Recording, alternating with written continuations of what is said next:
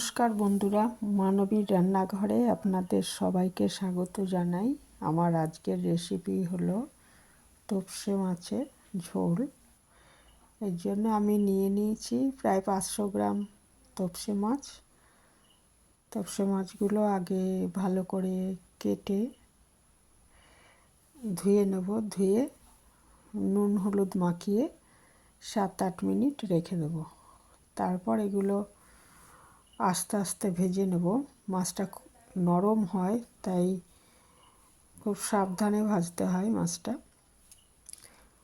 তো একটা ননস্টিক কড়াই নিয়ে নিয়েছি, তাতে সর্ষের তেল দিয়ে দিয়েছি। তেলটা ভালো করে গরম হওয়ার পর মাছগুলো আস্তে আস্তে ভেজে নিচ্ছি।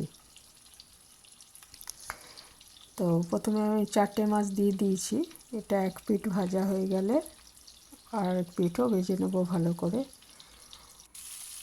আর তারপরে আস্তে আস্তে সব মাছগুলোই ভেজে নেব।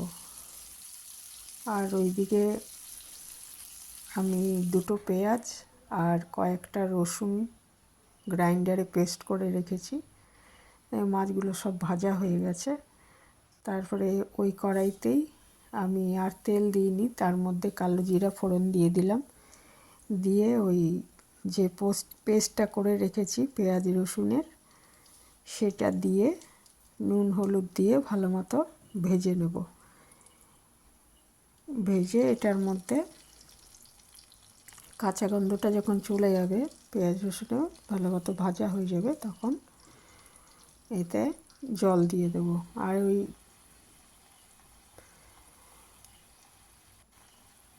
পেস্টের মধ্যেই আমি দিয়ে দিয়েছিলাম, ওই টমেটো দিয়ে দিয়েছিলাম,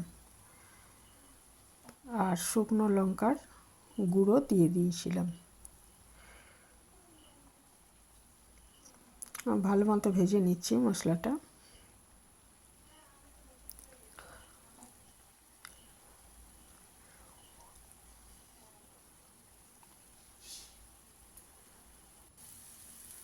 এই মশলাটা ভাজা হয়ে গেছে।